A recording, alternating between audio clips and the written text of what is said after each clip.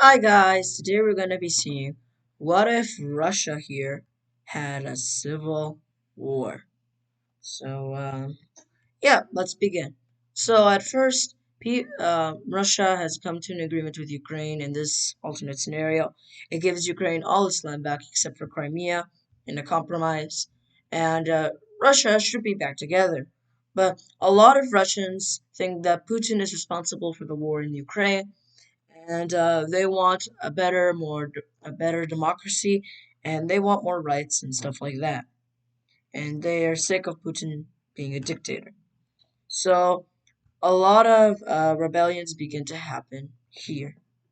So they say that they call themselves the liberators of Russia. Yeah, and they say that they're gonna liberate all of Russia. So they push up in the Caucasus area, and they're able to take a large amount of the area for their new kind of like nation.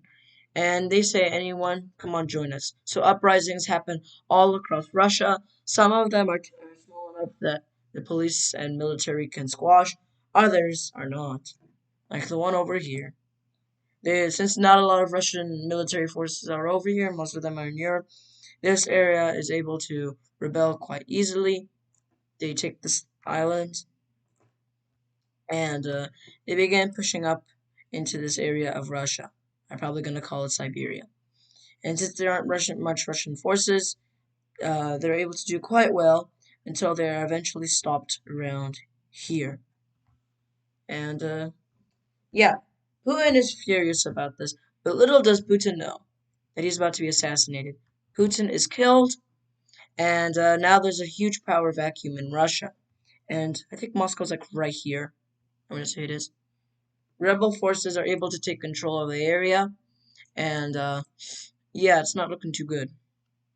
So now the only real regional capital in the area is probably St. Petersburg. Now the Russian military is sad about their leader dying, but they don't care for now, and they say they're going to avenge him. So they push back the rebels on this front, and they take back Moscow. They push back the Caucasus Rebellion as well, but only a bit since is on the Russian side, the military, and the rebels, they just have guns and trucks and stuff like that. And they're not as easily able to push back these forces because there isn't as much forces there currently. But yeah, so this is what happens. Anyway, so another rebellion begins to happen on the Kola Peninsula. I think that's what it's called. A rebellion happens here, even though literally no one lives here. And yeah, Russia was quite not prepared for this. And these rebels are able to capture nuclear weapons along here, and they threaten to use them if if Russia doesn't surrender. But Russia has more nukes, so they say no. And this country, knowing this rebellion here, knowing what would happen if they launched a nuke, don't launch a nuke because there's always losers. Now they push back here. They attempt to capture St. Petersburg, but that doesn't go so well.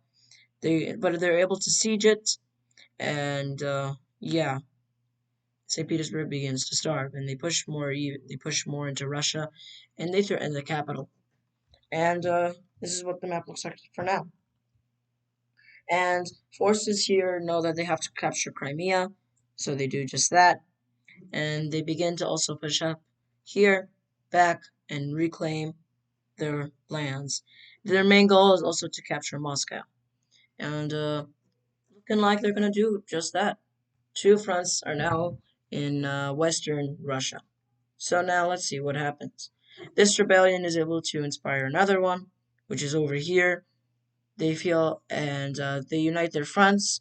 They feel suppressed, so that's why they're rebelling. And yeah, looking good. And just to save some time, I'm gonna do this. This entire area falls to the Russian rebellion, and now Eastern Russia not looking too good. Well, for the main Russian army, that is. For the rebellion, it's actually quite good. So now the fronts unite, and they're making sure that they don't accidentally invade Belarus or Ukraine, and they keep pushing. And St. Petersburg is still somehow alive, and yeah, but lots of forces are attempting to capture the city. And with the help of protesters, St. Petersburg is captured, and this is a huge loss of morale for the main Russian army fighting. And now, like 50% of the Russian army joins the rebels. A lot of equipment is taken, and now they're just fighting for control. So eventually, Moscow is taken, and yeah, it's not too good. Just to save time, this is also captured, and yeah, now all that's left is a shell of what was normally Russia. A couple of rebellions happen here, a couple of rebellions happen here to try and help the rebel cause, and eventually, let's just increase this to 30. And eventually, huge swaths of territory are easily taken by the rebels, as there isn't much of a military to stop them. And after a whole year of fighting, Russia surrenders. This is something you're not going to hear every day because Russia does not like to surrender. Let's just pretend this. Okay, so let's find out what happens to Russia. You know what? These little islands don't really matter that much, but I'm going to color them in anyway. Anyway, let's just pretend that it isn't there. So let's see the peace treaty. Here's the peace treaty. So Russia splits into 8 new nations, and the strongest ones are probably this nation here, or these, because these 2 nations here, because they have a lot of resources, and these 2 nations here, since they have a lot of population and a big army. So the capital, Moscow, is in this country here, and since it shatters into Russia's split into 8 nations, they all are fair democracy, and yeah, but a lot of the leaders, they don't want a democracy, and they want a dictatorship. So we're gonna find out what happens in this scenario, but not today. If you want a part two, we might see, but I don't plan on it. Anyway, so since Russia split into 8 nations, um, it's not looking too good, and now NATO has no real enemy. So yeah, hope you guys enjoyed this video. If you did, I can't even speak. Smash that like button and consider subscribing. And have a good morning, afternoon, or evening. Bye.